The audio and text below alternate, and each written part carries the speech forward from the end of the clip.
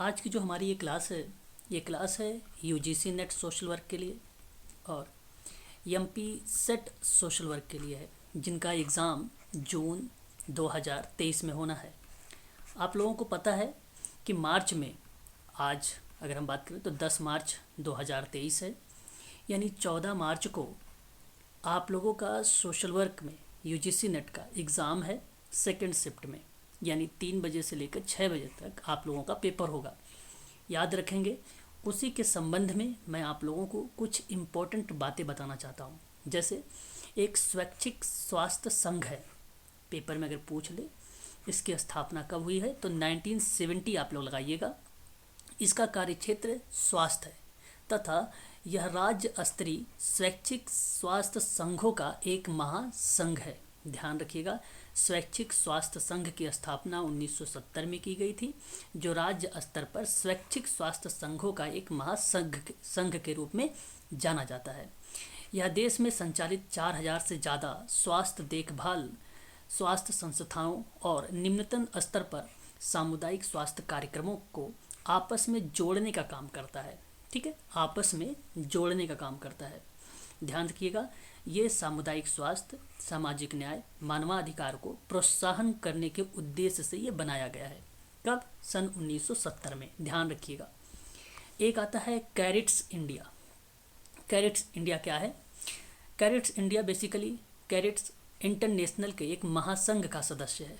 यह Catholic bishop Congress of India का आधिकारिक राष्ट्रीय संगठन है।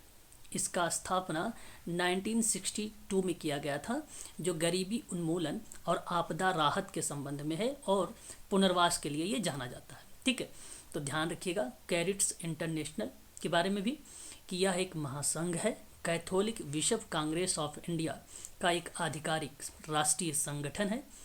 आप लोगों से कूट दिए रहते हैं तो पॉइंट के रूप में आप ये चीज़ें ध्यान रख सकते हैं। 1962 में इसकी स्थापना हुई, किस परिप्रेक्ष्य से? गरीबी उन्मूलन और आपदा राहत और पुनर्वास के लिए। ठीक है, आगे बढ़ते हैं। एक गैर सरकारी संगठन के रूप में आप जान रहिए MS स्वामीनाथन का नाम।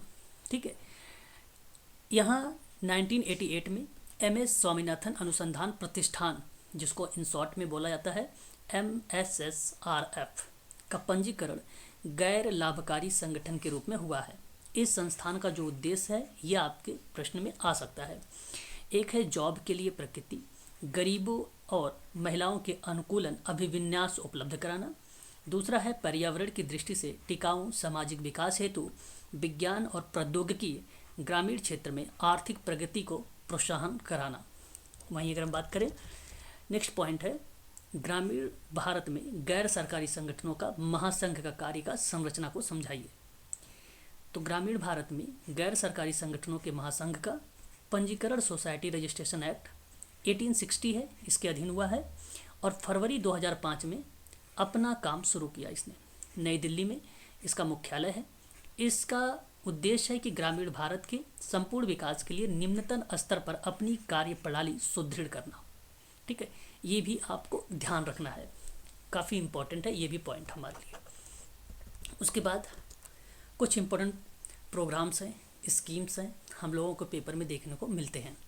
जैसे नीलखेड़ी, ध्यान रखेंगे आप सभी लोग, नीलखोरी के नाम से भी जाना जाता है। यह एक एक्सपेरिमेंट, ठीक है, प्रोग्राम है और ये श्री SK देव का नाम आता है 1948 में। ठीक है, ध्यान रखेंगे, मैचअप वाले में देखने को मिलता है नाम। 1948 में इटावा पायलट प्रोजेक्ट है, अल्बर्ट मेयर का नाम आता है। CDP यानी कम्युनिटी डेवलपमेंट प्रोग्राम है, ये सन 1952 आता है, मैंने आपको बताया भी है इसके बारे में। उसके बाद आता है NES नेशनल एग्जीक्यूशन सर्विस है, जो 1953 का नाम आता है। एक आता है CDP यानी कम्युनिटी डेवलपमेंट ब्लॉक, 1954 आता है। पंचायती राज आता है, पंचायती राज डेमोक्रेटिक डिस्ट्रेलाइजेशन, जिसका आता है 1957 पंचायती राज में। उसके बाद अगर हम बात करते हैं कि विलेज स्कीम के रूप में 1952 गवर्नमेंट ऑफ इंडिया का है ये, और IADP, ठीक है, आप इसे भी नाम याद रखेंगे, इंटेंसिव एग्रीकल्चर डिस्ट्रिक्ट प्रोग्राम है ये 1960 में। उसके बाद आता है IAAP, ठीक है, इंसेंटिव एग्रीकल्चरल एरिया प्रोग्राम है ये 1964। ICDP इन इंटेंसिव कैटल डेवलपमेंट प्रोजेक्ट है ये 1963 और 64 में आया था। उसके बाद HYVP है हाई यील्डिंग वैलिडिटी प्रोग्राम आता है 1966 आता है। T&V आता है ट्रेनिंग एंड विजिट सिस्टम 1974 आता है। LLP lab to land programme 1979। NAEP national agricultural extension project 1983। TMO technology mission on oil seeds आपका आता है 1986। NATP national agriculture technology project 1998। TAR IVLP, ठीक है, टेक्नोलॉजी असेसमेंट एंड रिफाइनमेंट और institute village linkage programme है ये 1999 में आया था, ध्यान रखेंगे। ATIC है एग्रीकल्चर टेक्नोलॉजी इंफॉर्मेशन सेंटर है 2000 का। नेशनल NAIP है नेशनल एग्रीकल्चर जो है इनोवेशन प्रोजेक्ट है ये 2006। यह भी आपको ध्यान रखना है, ये टेक्नोलॉजी डेवलपमेंट से रिलेटेड है, ठीक है।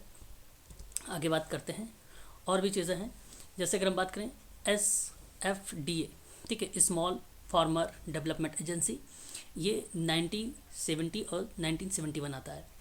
MFAL आता है तो marginal farmers and agriculture labours programme है 1970 और 71। DPAPA, ठीक है, ड्रॉप्ड प्रोन एरियाज प्रोग्राम आपका 1970 और 1971। PPTD pilot project for tribal development पर है जो 1972 और 1973 आया है। T&V training and visit programme है 1974। IRDP integrated rural development programme है ये 1978 और 1979। TRYSEM training of rural youth for self employment, यह आया था 1979 में। NREP national rural employment programme है, यह आया था 1980 में। DWCRA development of women and children in rural areas 1982 में आया था। JRY जवाहर रोजगार योजना 1989। ये सभी आप लोगों के लिए इम्पोर्टेंट है, पेपर में हो सकता है आप लोगों से देखने को मिल जाए। अब उसके बाद अर्बन डेवलपमेंट पॉलिसीज़ पर आधारित है प्रोग्राम है, जैसे अर्बन कम्युनिटी डेवलपमेंट प्रोग्राम 1958। उसके बाद आता है कॉन्स्टिट्यूशंस यानी 74, ठीक है, अमेंडमेंट एक्ट 1992, बहुत इंपॉर्टेंट है ये। उसके बाद आता है स्वर्ण जयंती शहरी रोजगार योजना जो 1997 आता है। National policy for urban street vendors 2004। Jawaharlal Nehru national urban renewal mission है जो आता है 2005।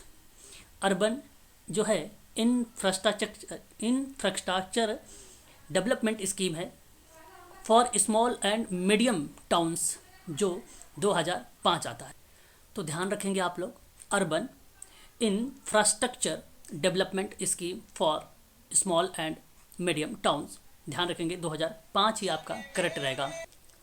उसके बाद आता है आपका integrated housing and slam development scheme जो 2005 का आता है। नेशनल अर्बन ट्रांसपोर्ट पॉलिसी है जो 2006 का आता है, ठीक है।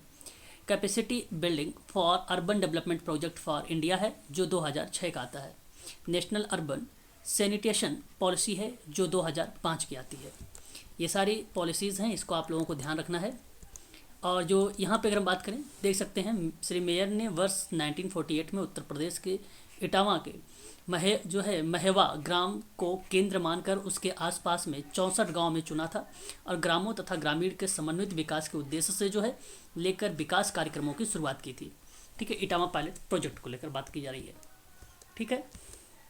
यहाँ पे देख लीजिए इंटीग्रेटेड रूरल डेवलपमेंट प्रोग्राम जो 1978 का है, ठीक है। ये 1978 में लॉन्च किया गया था पूरे भारत में। 1980 में ये जो है बढ़ाया गया या एक प्रकार से कह सकते हैं लागू हो गया, ठीक है। तो ये चीज़ें थी जो मैंने आज इम्पोर्टेंट बातें थी, कुछ आप लोगों से बात किया है।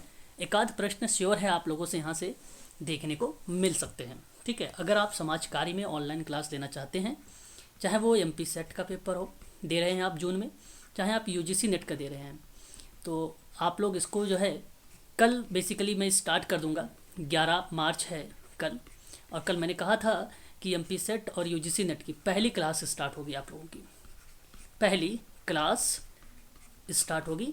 ठीक है, और अधिक जानकारी के लिए आप लोग स्टार्ट देख सकते हैं, इस नंबर पर आप मुझे कॉल भी कर सकते हैं 8506031308 पर। ठीक है, कॉल कर लीजिए या तो व्हाट्सएप के माध्यम से जानकारी प्राप्त कर सकते हैं।